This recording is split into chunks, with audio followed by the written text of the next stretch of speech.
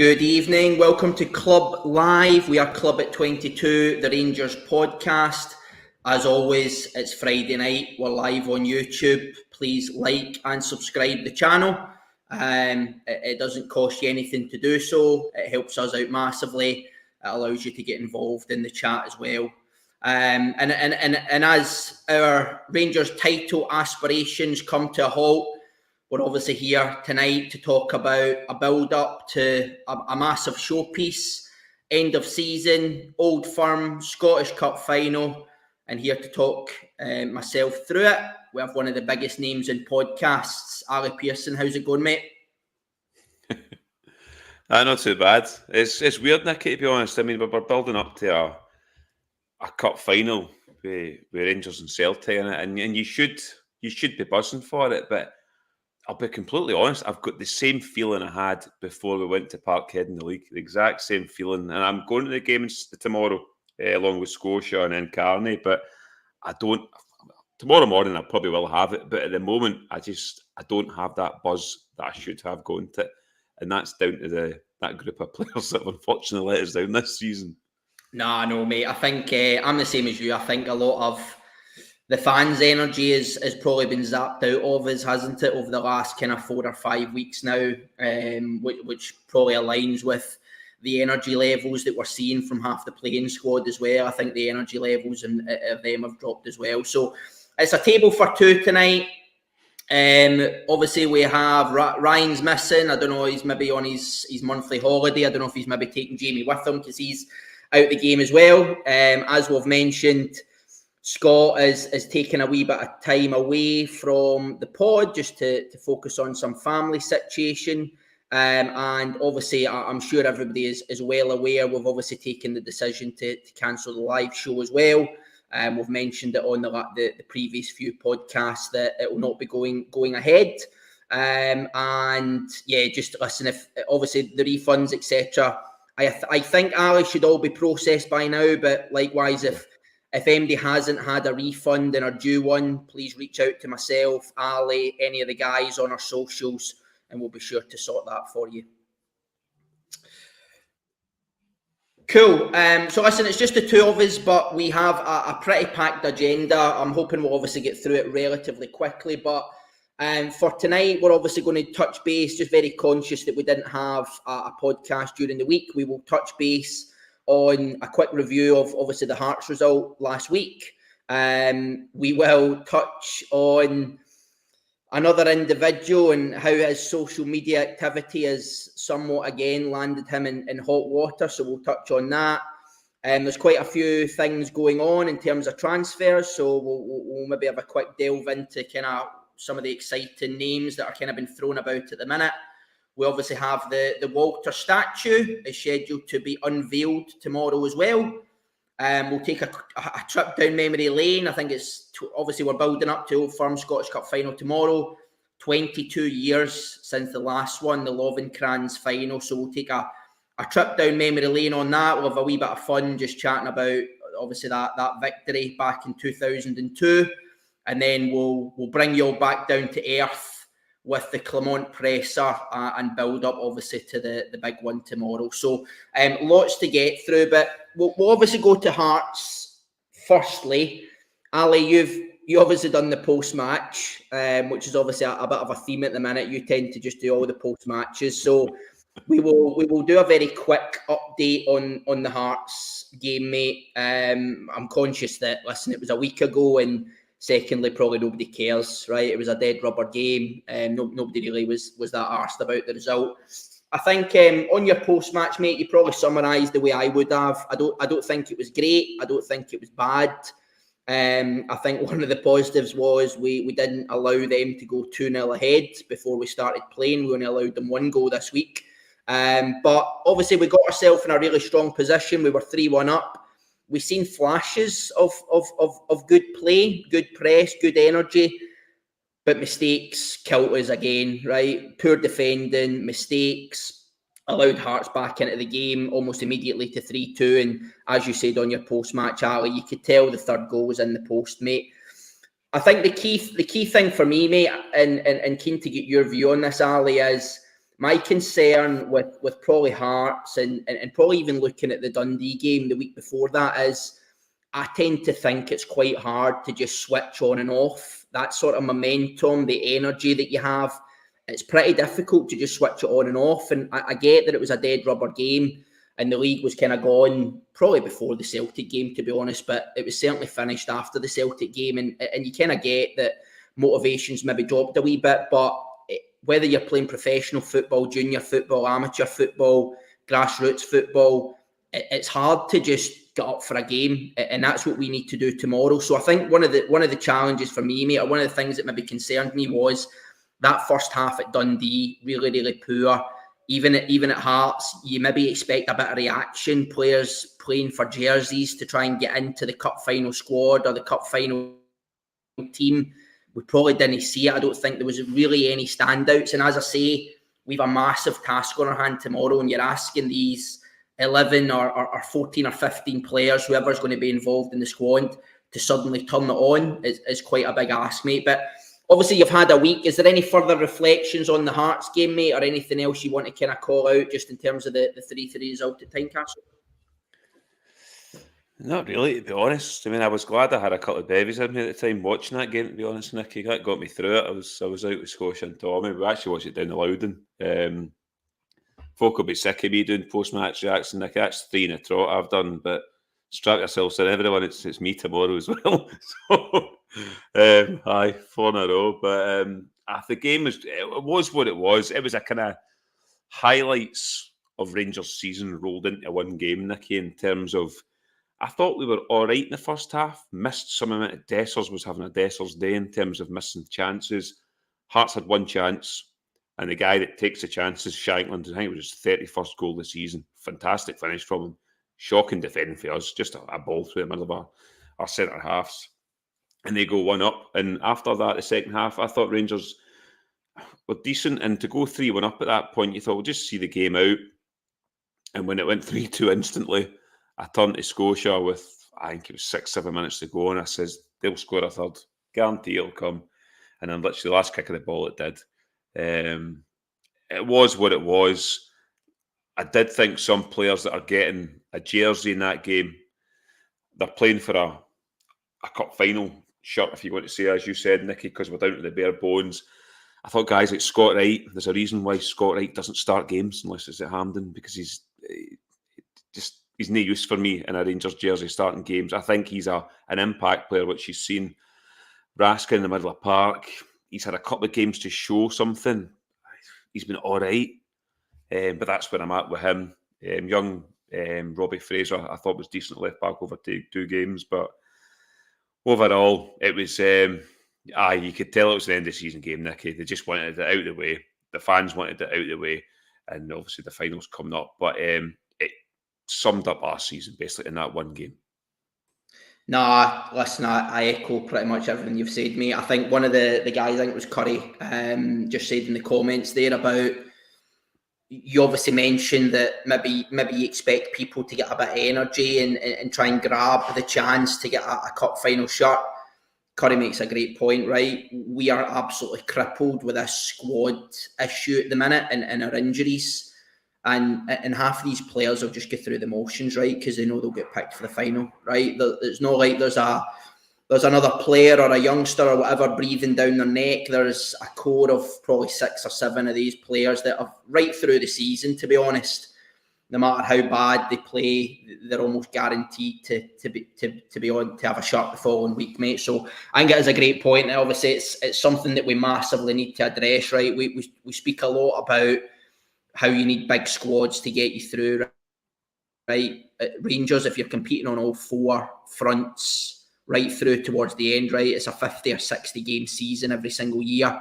You need to have, you genuinely need 23, 24, 25 bodies to get you through that, right? You need 2 strong individuals for every single position. That if Tavernier or Goldson or whoever it is, Lundstrom is another one capable of it. If they're not having a good game, they're pulled out the following week, right? It just keeps people on their toes, and we've just not had the luxury of that for a number of weeks now because of the squad and obviously the injuries. Ali, I'll not touch too much more on Hearts, mate, but obviously, I want to touch quickly on one individual, which is Todd Cantwell. Now, Ali, I don't know if it's just me, right, but when I'm doing the agenda, when you're doing the agenda, or it's Ryan or Jamie or Scott, every single week, right, Todd Cantwell's name comes up every single week. There's always a talking point about Todd Cantwell every single week. Now, listen, some of it is good. More often than not, it tends to be more negative things with Cantwell, whether he's been hooked, he's been dropped, or like last week, it's the social media activity again that's kind of got him in hot water. So I obviously don't use Instagram, but I did see kind of midweek there, Twitter kind of blew up a wee bit with this picture that Todd Cantwell had put on. Obviously, with him, I assume it's him celebrating his goal against Hearts to make it 2-1. He's kind of holding his fingers to his lips in a kind of shush moment, and I think he's got a caption along the lines of "shush burger" or something like that, right? So obviously, there's been major backlash off the back of it, right? Rangers I'm not going to say they threw away a title, right? They never had the title, but they were in a very good position 5 or 6 weeks ago, and they've made a complete arse of it. Let's not beat about the bush. They have made a complete and utter arse of the position they were in. Last week's game was a dead rubber. It's another game that they've not managed to win. And that's kind of been the theme for a number of weeks now. There's kind of two things for me, Ali. One is, surely there's somebody inside this club, right, that can guide people like Todd Cantwell to say, listen, at Rangers, we're expected to win every single week, right? And come May, we're expected to be stood there with medals around our necks and trophies, right? Whether it's 3 of them, 2 of them, 1 of them, whatever it might be, we're expected to have silverware. Cut the shite, right, for lack of a better phrase, on social media, particularly after bad results, right? Nobody wants that. But then on the other hand, I go, obviously as fans, we're feeling pretty angry. I think, is this just another example of we're just looking for things to moan about because we're just a wee bit pissed off about this squad and we're almost just looking for excuses? What's your kind of views on his Instagram post, mate? Shouldn't he have done it? Should there be somebody in the club that's guiding these players? And what's your overall views, mate, on Todd Cantwell during the week? I mean, I think Cantwell has been playing all right for us the last couple of games. I know that, as we say, they were dead rubber games, but I think he's actually been one of our better players in these games. Social media, it's the era we live in, unfortunately, Nicky, in terms of social media. There's not just Todd Cantwell, you see players in the English Premiership and all around, but somebody within Rangers should be getting a hold of them and saying, cut the shit, don't post stuff when the fans are as they are at the moment, because you're just giving them ammunition. Read the room. Yeah, read the room. See if Rangers had won the title, won the cup, or flying, and post some stuff if you want. It's a way of interacting with the fans at times, because as fans, you don't get to interact with players, but with social media, you do to a point now, and the same with them with the fans. But I mean, I don't like it. For me, I mean, if I was a manager of a football club, I would have a ban in social media with players coming out with this. I just think it, and he's had previous for it, Todd Cantwell. If you look at all our players that post, a few of them do post stuff, but it's just general stuff, if you want to say. But he has a few kind of things. The Celtic fans have a laugh at him. Well, I mean, they call him, is it TikTok Todd or something? So they have a laugh at him in terms of, they think he's a bit of a joke figure. But I mean, you're going to come onto a statue of a guy in Walter Smith. Walter Smith, when he stands for any of this, no chance. Even if he was managing in this era, I wouldn't see him standing for players on social media. But it is what it is. I just wish Todd Cantwell could back it up in a big game, not back it up in a dead rubber game against Hearts where he scores a goal. And I thought he was good. Back it up this Saturday when you're playing Celtic, when he's not done anything. He's not laid a glove in Celtic at all. I know he scored last season again in a game that meant nothing, that we won 3-0 at the end of the season. But do it in games that mean something. Then you can come out and say something if you want on social media. But it's Todd Cantwell all over, Nicky. Why did Norwich want to get rid of him? has he got an attitude problem? Because he was their prized asset down there when they were in the Premiership, Todd Cantwell. Reportedly, teams looking at him for 30-odd million down there. Yeah. And then he fell away at Norwich and he's at us. So there's a reason why he's at us. And I think we're starting to find out. And thanks very much, Craig Weir, for the kind donation. Much appreciated. And I think he's become a member as well. So thank you very much. Appreciate it, Craig. No, I think you're right, mate. I think there is a bit of a track record here. I think it was only a few weeks ago we were chatting about Todd Cantwell not even featuring at Parkhead. There was a lot of noise about his social media activity in the build-up to that. Was it a dig at Clement? Was it a dig at somebody internally at Rangers? We don't know. I think he posted it some nonsense about it's the lyrics to a song or what, right? But it just looked a bit cryptic, right? And I kind of agree with you, mate. I think if there was an opportunity to ban this, I do get some of the guys' comments, right? It's their own life. They can kind of do what they want, right? But it's just causing problems, right? And again, within the comments, I do think there is an element of we are hurting a wee bit at the minute. We're all pretty dejected because of the last 5 or 6 weeks and how the league campaign is kind of petered out. We are almost just looking for excuses. But I think you're right, mate. I think Todd Cantwell, last 2 games, he is maybe trying to prove a point a wee bit. Ali, obviously, we will come on to the final tomorrow's build-up. I'm not asking you to give away your team just yet. Do you start Todd Cantwell tomorrow, mate? Oh, it's difficult, Nicky. Because the team I'm going to... I'm probably going to give you the team later on, which I think Clement's going to play. And there's one player in there which we will probably talk about. But Cantwell, yeah, I'd start him tomorrow. I'd start him because he's got legs, he's got energy. You watch Todd Cantwell, and he's all over the park. I know he's not really done it against them, but I just look at the Rangers midfield to front, and I just think we lack energy, we lack legs. I think he could give us that. So it'll be interesting, but yeah, I would start him. If Tom Lawrence is fit tomorrow, he's nowhere near that starting lineup because the game would just bypass Tom Lawrence. It's too quick for Tom Lawrence, and he can't deal with that. The Celtic 3 in the middle of the park. So where he plays Cantwell is the question, Nicky. Does he play him as a 10, or does he shore the midfield up a wee bit and play Cantwell out in a wide position? So it'll be interesting what he does, but yes, I'd play Cantwell tomorrow. Yeah, likewise, mate. Obviously, we'll come on to teams. I have got him in my team. I would play him probably for the same reasons as you would. But yeah, maybe not necessarily in the 10. Obviously, we'll come on to the teams, but I think for the same pieces that you said, Ali, I think that energy, the running, I think I would play him. I think I would maybe play him in a different role because I think him trying to man mark McGregor just simply hasn't worked. I think McGregor's got the better of him, and certainly in the old firms where they've kind of matched up. I would maybe try and free Cantwell up elsewhere to see if he can maybe find holes and kind of do damage there. But I would agree with you, mate. I think Tom Lawrence would be nowhere near my team tomorrow. Big Park as well. So I wouldn't be playing him. Okay, cool. So we'll move on. Obviously, we are now in the midst of the transfer rumour mill.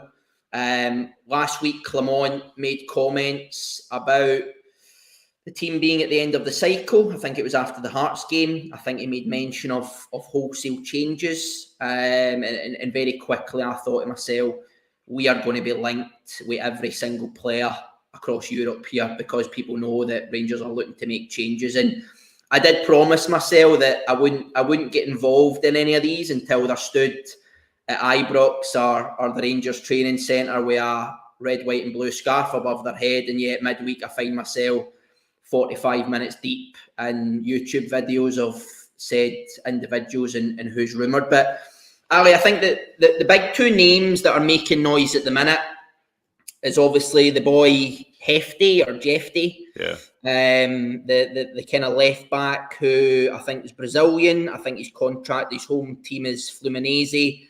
I think he's been over at Apoel for a period of time.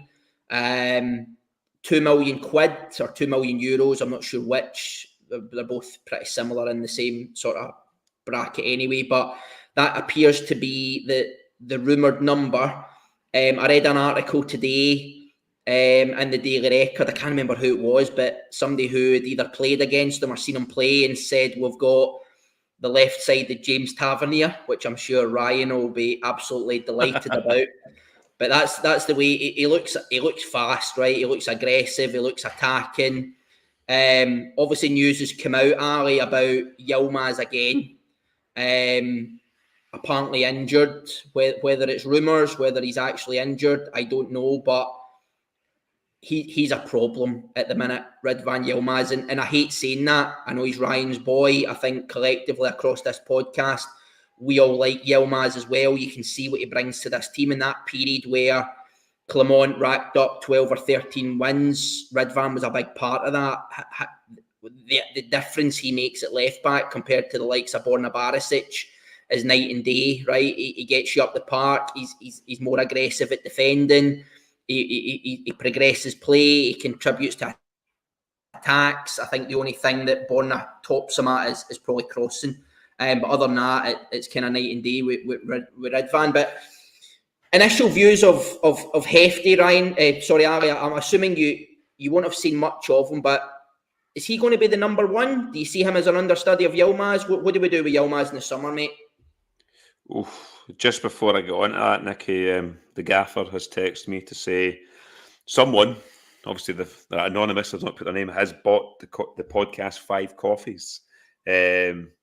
And says to have a pint on them tomorrow. So I will be having a pint plus many more to get myself through that game. Much appreciated for that. No, that's superb. But Hefty, Nicky, I mean, obviously we tried to get him in January. The reason we couldn't get him is because Apoel, where he was at the time, I didn't think would release him, basically. They had him. So he had to stay there.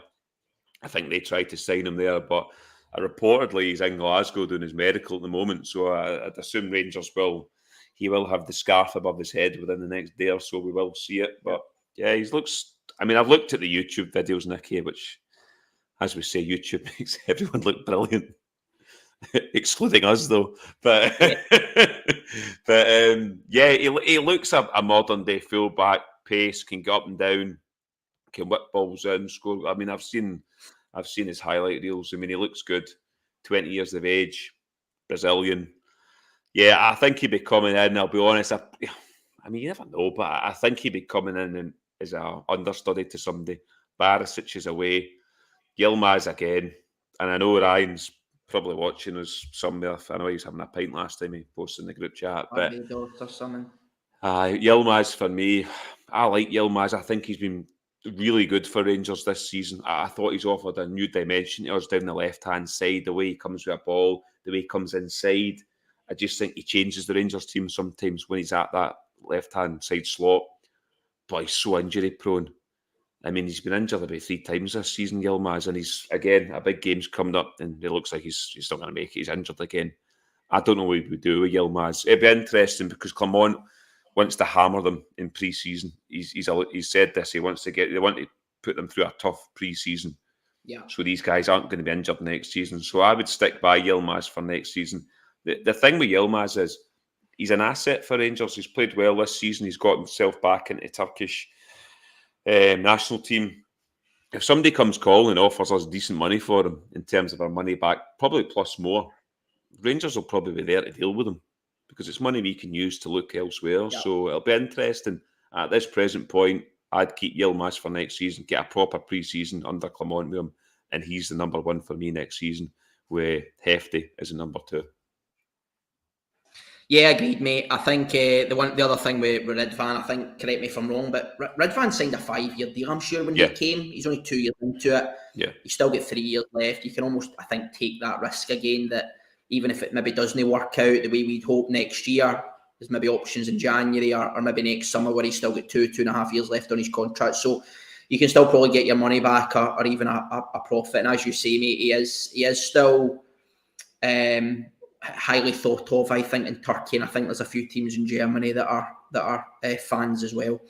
The other big name, Ali, is obviously Cordoba, Jose Cordoba, left-sided centre back. plays with Levski Sofia, I believe, in Bulgaria. Again, can't claim to know much about him. I have read he was one of the highest rated defenders in their league, not just in Sofia's team last year. I think £3 million. It's funny you say YouTube makes everybody look better. I actually seen a YouTube video of this guy and I actually didn't think he was up to much. I thought, how have we managed to find the only guy that YouTube makes them look worse than they actually are? But left centre back, Ali, it looks as though he's left-sided. It looks as though he's big, aggressive. He presses well. We're crying out for centre halves. I think I've said it for weeks. I think you guys have said it as well. Our centre backs position needs major surgery. I think there was a small spanner in the works midweek. I think there was noise that maybe Norwich were trying to derail it.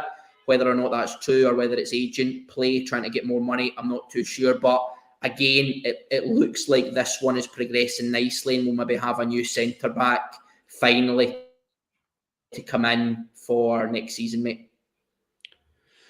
Yeah, we've discussed him the other week there. I did say people were saying that he was very good in Champ Manager, so that must make him a very good player if he's good in Champ Manager. But yeah, I agree with you, Nicky. Left-sided centre-half, crying out for it. The only one we've got is Ben Davies. I mean, at points this season, we've had 4 right-footed players right across our back line. It's an imbalance here. We need a proper balance. The back line needs major construction in the summer. Because you look at it at the moment, you've got young Leon King there. I mean, I don't know what you feel about Leon King. I feel sorry for the boy. He came in under Van Bronckhorst. He was playing with James Sands in Champions League qualifiers, Champions League. I felt sorry for the boy. I thought he was kind of thrown under a bus. Disappeared this season. Obviously, our B team doesn't play in the Lowland League anymore. Plays the occasional game. Why he wasn't sent out on loans beyond me. And we've tried to play him as a sitting midfielder, I think, in the B team. And obviously all the injuries we've got, he's had to come in and play 2 games at centre-half. He's not looked good at all. He looks short of confidence. And I feel sorry for the boy, I really do. I don't think he is good enough, Leon King, moving forward, but I just feel sorry for the way he's been treated by Rangers, if you want to say. He's a boy that should have been out on loan learning his craft. And it's a shame what's happened to Leon King, because he was another player that's come through the academy that was supposed to be the next big thing, which we've heard with lots of players, but I don't think he's been treated well. So, yeah, I think he's the first of many in that backline, Nicky. I think we need potentially 2 centre-halves, and then we need to look at the right side as well. At least 2, mate. Aye, we need 2 at least, I think. Yeah. Or 3 at least, on top of 2 on top of him. So, no, you're right, mate. And obviously, it looks as though Ben Davies, you would imagine, will go out the door. Suter, I would imagine, will hang around. Balogun, I'm not sure, will renew contract. And I think everybody at the moment is hoping we'll maybe try and move Goldson on if Gerrard or whoever does us a favour or somebody down south. So, you definitely need probably another 2 on top of Cordoba. Just one other one I wouldn't mind just touching on before we hear from our sponsors, mate. I know there's a couple of rumours going about around a striker who I think plays with Rapid Bucharest, looks very good. I think Neil Lennon's just taking the post there, so that'll be interesting to see how that develops. I think there was a centre mid at Sturm Graz as well. They've just won their league and their cup double. Again, looks good. It looks as though we're kind of shopping in the right areas. But the one that kind of grabbed my attention yesterday, Ali, was actually one going out the door, which is Robbie McCrory. Now, Liam Kelly this week has been tipped with coming back to Rangers. I know he was at Rangers in younger days. He's been tipped to maybe make the move back to Rangers. I hope, as an understudy to Jack Butland next year. He obviously ticks the homegrown rule. He ticks the trained by Rangers rule as well, much the same as Robbie McCrory does. If the Robbie McCrory interest from Aberdeen is concrete, mate, in my opinion, we should be over this. We should be looking at, first of all, Barron. I know he's out of contract, but what can we do on him? But more so, Miovski for me. If Aberdeen have concrete interest in Robbie McCrory, I would be looking at what we can do to negotiate something with Miovski. And again, I think I seen a report today saying there's about 4 or 5 teams interested in Miovski. I think both us and Celtic. I think there's a few teams down south as well. I think Southampton were one of the names. I think there's 2 other names as well. He's obviously in high demand. If Robbie McCrory is wanted by Aberdeen, I would be testing the resolve already to say, what can we do? Because I don't think Robbie McCrory's out of contract. I do think Robbie McCrory still has a year or 2 left. So Aberdeen would need to pay for Robbie McCrory, but could we do something that's we'll give you McCrory and, I don't know, 2 million quid, 2.5 million quid, if we could get Miovski over the line, mate? What's your views? Is Miovski one that you would like to see at Rangers next season, mate? And should we be testing Aberdeen? Because the relationship's not great, right, between Rangers and Aberdeen, but could this be something to kind of build a bit of a bridge and maybe get this one over the line? Yeah, just for I answer that, Carney's text me again. Steve O'Gers 77 has just joined the coffee buying membership on the club, so thanks very much for that. Yeah, Miovski, I've said in the podcast, Nicky, if we could get Miovski, I'd be all over that. He ticks every box for me. Age, height, everything about him, scores goals. He knows this league inside out. Yeah, if Aberdeen are sniffing about McCrory and Liam Kelly's a tick box for Rangers. Liam Kelly's a good goalkeeper. He's decent. He's not coming to be Rangers number 1. He'll be Rangers number 2 or number 3 because John McLaughlin's leaving as well. But he ticks boxes for us in terms of what we need ticked with the homegrown, etc. So he ticks that. Decent age as well. I seen he put on his socials today a goodbye to the Motherwell fans today, so it looks like he's potentially coming to us. But if Aberdeen are interested in McCrory, yeah, it'd be good if Rangers could go and try and do a deal. I just can't see it. I think that Miovski, he's a prize asset for Aberdeen, and I think there'll be clubs abroad, England, that'll be having a look at him, that'll have decent money. I don't know what Aberdeen want for him. It'd be interesting. I think Aberdeen could get into 6-7 million north. I really think for that Miovski. I know he plays in Scotland, but I just think a team down in England or abroad have a lot more money than us and could take a punt on him at the age he's at. But I'd love Rangers to try and do a deal on him, Nicky, because I think he's the type of striker we should be looking for. I think he's 24, 6'2", he's quick, he's strong, he can hold balls up, he scores. 9 times out of 10, he's soon he's going to score, and he does. Score against us, he scored against them. He ticks every box for me and what we're looking for in a striker. But will Aberdeen deal with us because he's going to be in the same league if he came to Rangers against them? I don't think so. I think he'll go outside the Scottish League and go somewhere else. But yeah, I'd take him all day long, Nicky. Yeah, agreed, mate. I think over the coming weeks we will likely see lots more transfer rumours. As I say, I think Rangers will be linked with just about everybody because of the level of turnover we're probably likely to see and as well as need. But yeah, we'll see how those ones develop over the coming weeks. So now it's time to hear from our sponsors, Manscaped. Okay, so our friends over at Manscaped have you covered from head to toe with the Performance Package 5.0 Ultra. This ultimate all-in-one grooming kit is set to have you looking and feeling your best in the summer sun. Trust Manscaped and unlock the confidence you need to turn heads this season. Join the 10 million men worldwide who trust manscaped.com for 20% off plus free shipping with code CLUB@22. Let's make this summer your smoothest one yet. Embrace your summer bod goals with our all-inclusive Performance Package 5.0. Perfect for those aiming for that crisp, clean and confident look. Keep your ears and nose as tidy as your hedges next door with our Weed Whacker 2.0 ear and nose hair trimmer. Pesky hair be gone. Post-trim care never felt so good with the Crop Soother Ball Aftershave Lotion. Say goodbye to painful chafing and hello to all-day comfort. For those sunny beach days, don't leave home without the Crop Preserver Anti-Chafing Ball Deodorant. Let the sun see your shine, not sweat.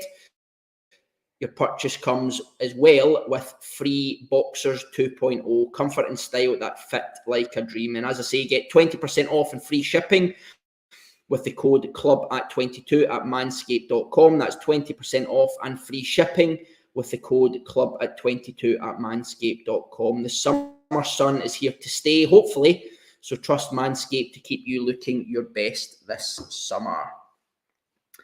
Ali, Manscaped's kit is the best of gear, am I right? It's very good. I think I've got the majority of the Manscaped stuff.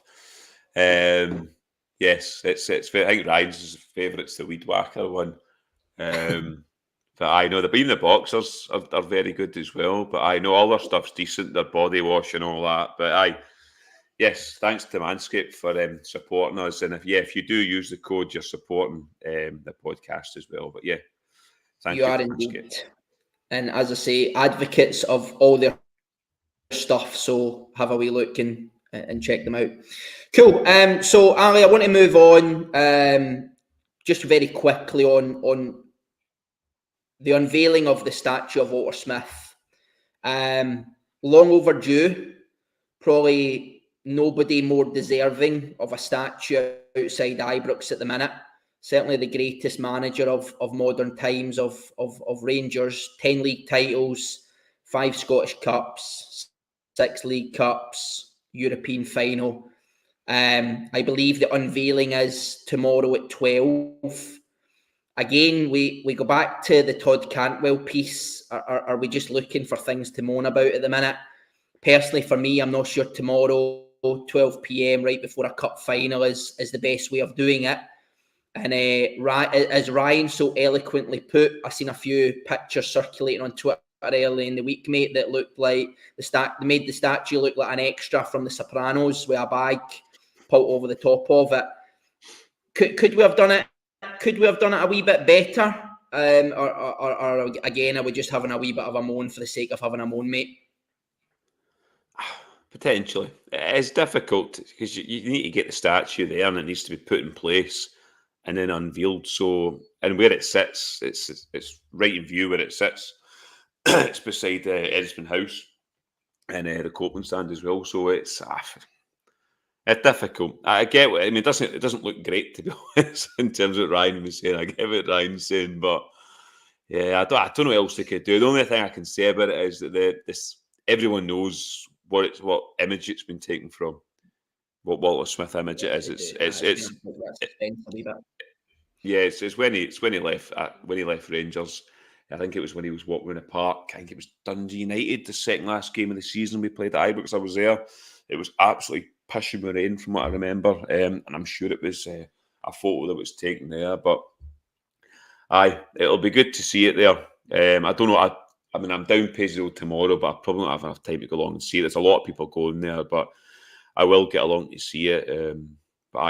Because Walter Smith's he's the gaffer. The generation that we all are, the age we are, Nicky, we've grown up with Walter Smith. The amount of trophies delivered for us, coming back a second time and doing it all. There's nothing more I can say about Walter Smith. I've said it on this podcast.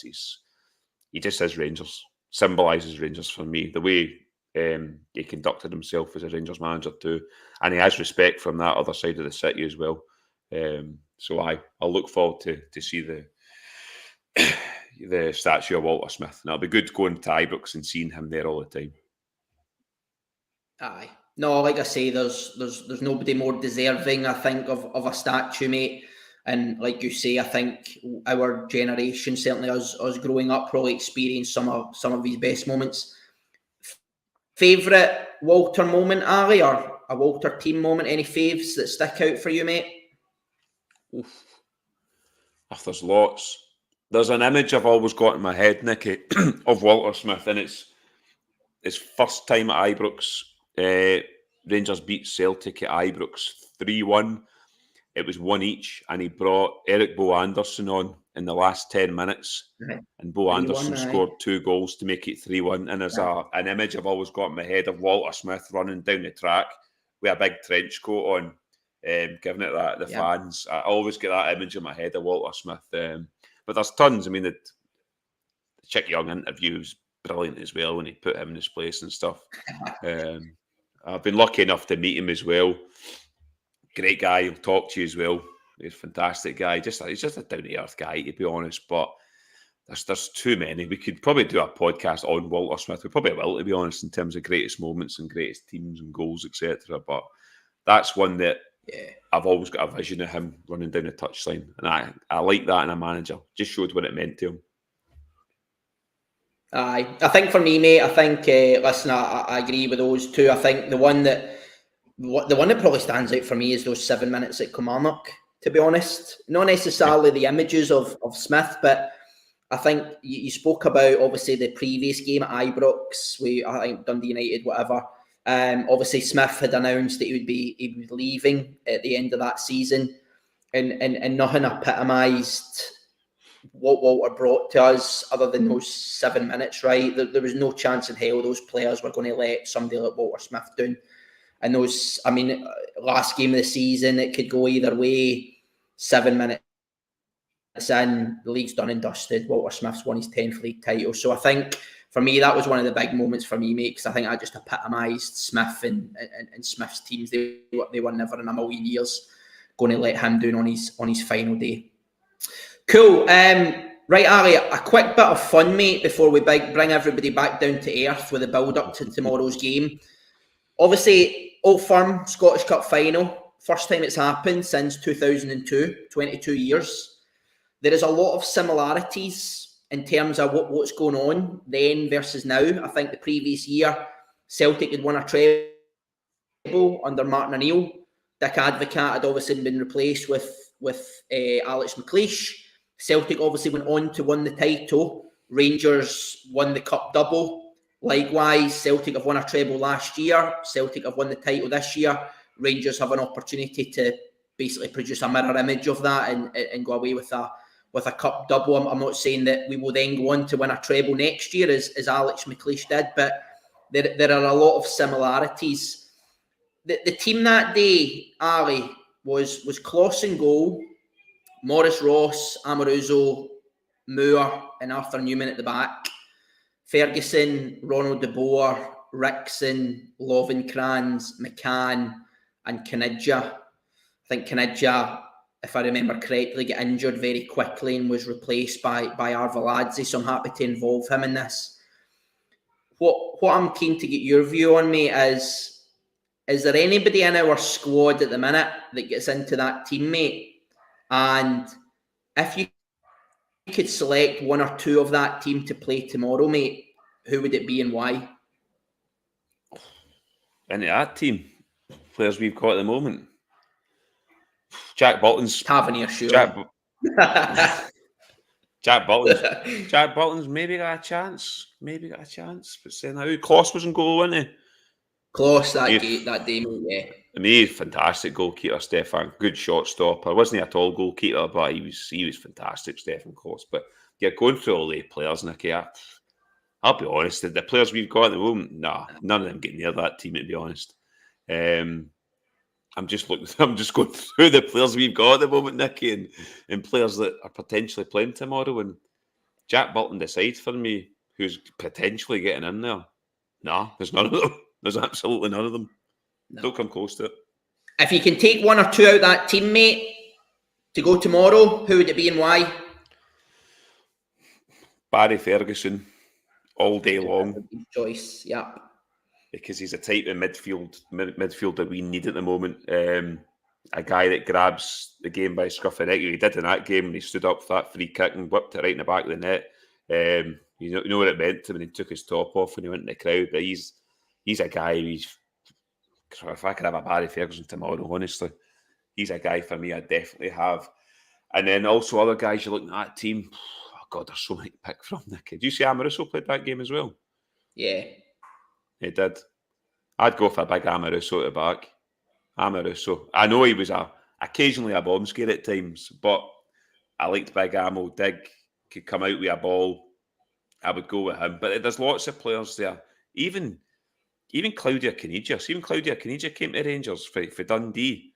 I thought he was a fantastic player at the age of 35, 36. I thought he was a superb player. But they're the two players I'd take for tomorrow. Looking at what we've got in terms of injuries, I'm looking at, but they're the two I would take for tomorrow. You've taken the two right out of my mouth, mate. I think the two I'd written down was Amo and Ferguson, probably for the exact same reasons, mate. I think we've got serious issues down the spine of our team. I think in an ideal world, maybe you would have taken a 9 if we had a clinical 9, but we didn't really have a 9. I mean, Lovenkrands was clinical against Celtic run about that period. I remember Lovenkrands scoring like 5 or 6 goals against Celtic in about 12 or 18 months, but we never really had an out-and-out 9 that could maybe come in and replace a Dessers. But Amo, in terms of his leadership, how aggressive he was at the back, and then Ferguson, centre mid, make sure standards stay high as well. He wouldn't let standards drop, that's for sure, as well as obviously being an unbelievable football player, mate. So I think they would be the two as well. Okay, quickly before we come on to obviously the game tomorrow, mate. Presser from Clermont was yesterday, him and Tav. There wasn't a huge amount that came out. I think Clermont obviously said, I think at the start, that he was going to keep his cards close to his chest. He wasn't going to give too much away in terms of availability or injuries. And he didn't. To be fair to him, I don't think he spoke about individual players, who was there, who was not. I think he did mention that he would maybe make a late call on some players. There's maybe some players that are 50-50 at the moment, and there will be a late call on whether they're fit or not. I don't necessarily know who he's talking about. Maybe Sima, potentially. He's kind of been in and out. Ridvan, obviously, the news has then come out that he's injured, which, again, kind of contradicts a wee bit of what Clermont said. So he's obviously given somebody the news that Ridvan was over in tears with another injury. So it looks as though he's in a race to be fit for tomorrow. But I think the big news, mate, was he made mention of John Lundstrom. I think there was a question asked about would Lundstrom start. I think they'd mentioned that the fans weren't happy, rightfully so, with Lundstrom and how he ended it the last game at Parkhead. He shouldn't be playing. He shouldn't be anywhere near the starting 11 tomorrow. And I think Clermont kind of batted it away a wee bit to say that his selections wouldn't be based on fan opinion, and he would be basing it on what he kind of sees day in, day out, mate. Do you think he's going to start, mate? What's your thoughts? And does Lundstrom play tomorrow, mate? Yes.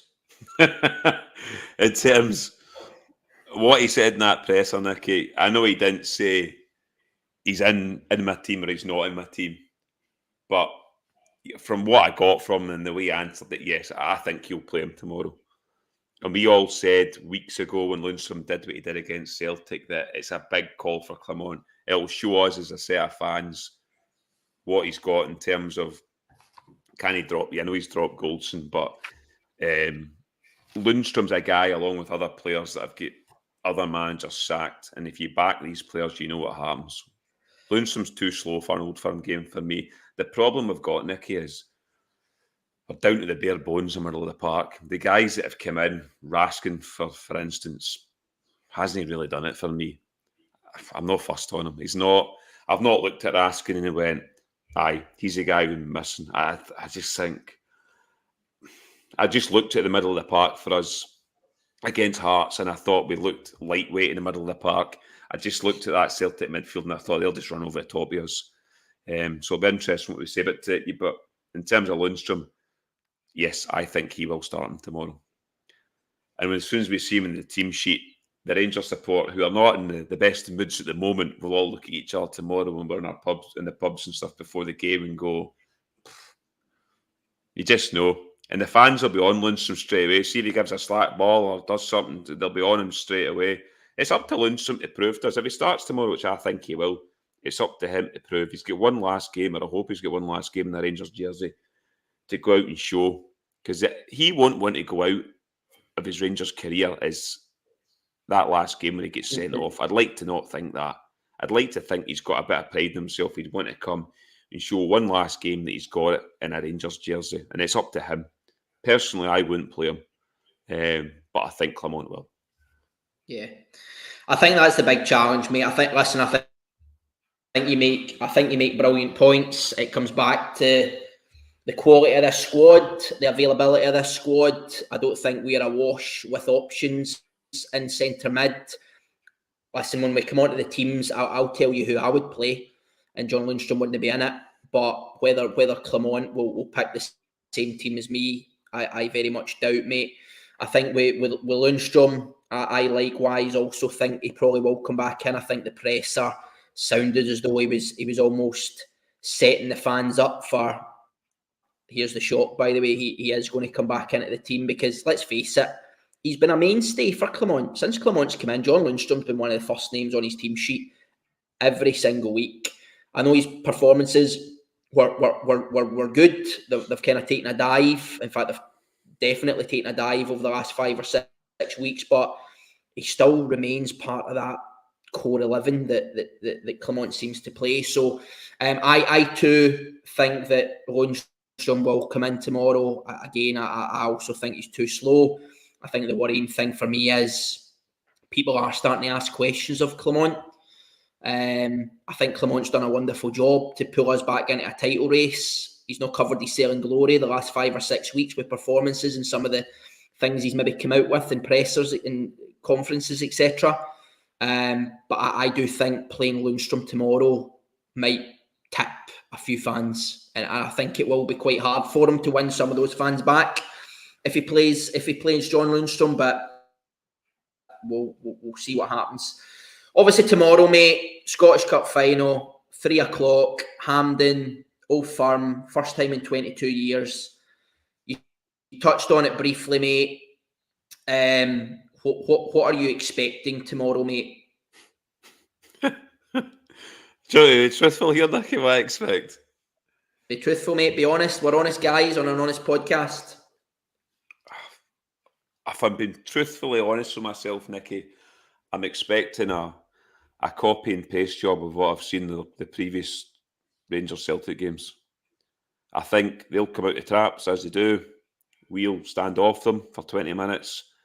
They'll probably take the lead. They'll get a second. I don't think they'll do us because the games have been tight. But I can see it. There's a pattern. I can see it going the same way. I can see them coming out, as I say, going 2 up, and then potentially we get a goal back, and it's too late by then. Rangers, for me, tomorrow, Nicky, have to come out, and we say it, God knows how many old firms, have to come out the traps and take it to Celtic. Don't sit and try and contain them and then try and nick a goal, because if you try and do that, they'll score, and we've seen that. Try and take it to them. And it'll be interesting how they set up tomorrow and what team he plays, because it's not worked for Clement. He's 3 games he's played against Celtic, and it's not worked, especially in the first halves against Celtic. So he's got to come up with something different for me tomorrow. If it's personnel, is it formation? I don't know. But yeah, if I'm being blatantly honest, I just can't see it from them, because they've not shown anything, Nicky, to suggest they've got it in the locker to come out and beat Celtic. I know they come out and say this, it's one last chance, it's a one-off game. It is a cup game. Anything can happen in a cup game. But for me, Rangers have to score first tomorrow. If they don't score first, I think the heads will go down. But if they score first, I think they do have a chance, Rangers. But we need to take our chances in the front line. That's the difference between them and us. They score the goals when they get them, and we don't. Yeah, listen, I agree, mate. I think the problem. Listen, I think if Clement makes the same problems again with the team, we're going to end up in trouble, and people will start asking serious questions. I know his hands are tied behind his back a wee bit with selection and who he's got available, but if he makes the same mistakes, I think people will seriously start asking questions about whether he has the ability to topple Celtic. Because again, you think about next season, right? The first game's going to be at Parkhead. If he gets beat tomorrow, and then you go to Parkhead, start the next season, you get beat again, right? All of a sudden, it starts to become a thing mentally where you're going, it's kind of 5 or 6 games now, 4, 5, 6 games, and he's not managed it. So I think there's an interesting comment, mate. Atlanta, Leverkusen, one of the best footballing sides in Europe at the minute. Atlanta took them to task, right? I don't know if you watched the game midweek, mate. Atlanta pressed like their lives depended on it. Pressed them so high. And look at the joy they got. That's in 3 unbelievable goals. We need to do that as well. I think, again, if you look back at the blueprint of how Gerrard gets so much success on them, we pressed them high. We used Kent, we used Aribo, we used Morelos, we used Scott Arfield well.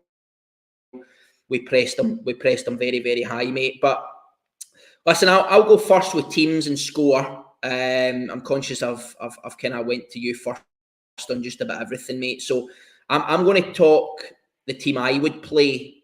I'm not necessarily sure Clement will play, but listen, this is the team I would play. I think this is the team that would give you the best chance of getting something. So tomorrow I would play, obviously, Butland in goal, Tavernier right back. I'm hoping Balogun's available. I think Suter's out, Goldson's out. I'm hoping Balogun is available to play right centre back. Ben Davies left centre back. I'm hoping Yilmaz makes it at left centre back. I would go with a flat three. I know there's been comments about doing that. I would go with a flat three in midfield as opposed to the 10. I think, again, you look at the blueprint in Gerrard's season, Kamara, Davies, Ryan Jack, kind of flat. I think that's where we get a lot of the success, and we stop them in the midfield because that's where they win. That's where they win the Old Firm games. So I would go with a flat three. I would play Raskin. I would play Diomande, and I'd play Sterling. Energy, dynamism. I would play all three of them. I'd go Seema right side, again, assuming he's fit. I'd go Dessers up top, and I'd, like we spoke earlier on, mate, I'd actually play Cantwell off the left. Because I think he likes coming in off the left. I think he can find wee pockets of space. He would maybe bring Alistair, he would stop Alistair Johnson kind of becoming inverted, which Celtic and the fullbacks like to do quite a lot. He can maybe pick up some space between the likes of McGregor, Carter Vickers, and Alistair Johnson, and he can maybe cause some damage in there. Because I think, again, if you play him as the 10 and you ask him to man mark McGregor, I think you're going to be in trouble, mate. So that's the team I would play. Do I think it'll be the team Clement plays? Probably not. I think Lundstrom comes in. I think Fabio Silva probably makes it as well, mate. But if he were to play the team that I've just went through there, mate, I'm going to go 2-1 Rangers. I think Celtic will score. They'll score first. I'm going to go for a rally, much like the Scottish Cup final a few years ago under Van Bronckhorst where we won it. I'm going to go 2-1 Rangers, mate. But Ali, over to you, mate. Your team and your score for tomorrow, mate. I've got the exact same team as you. That's what I've got. That's what I would play personally. The only one, if Yilmaz, well, it doesn't look like he's going to make it, I would go with young Robbie Fraser at left back. I think the boys, I don't think he's showed fear at all. I think he looks quite brave. I think he looks quite composed. Put him in. I don't know if Barisic is injured or not, or if he's available, but put the young boy in. Who cares, mate? Who cares? I know. Keep him far away. Keep him on the bus. He's not here. I know he's here, but he's not here in his head and stuff. He's away. So if Yilmaz isn't fit tomorrow, I'm playing young Robbie Fraser there. I'm not even putting Sterling at left back just to fill in there. Sterling, for me, I agree with you. The middle of the park, I'm going with Raskin.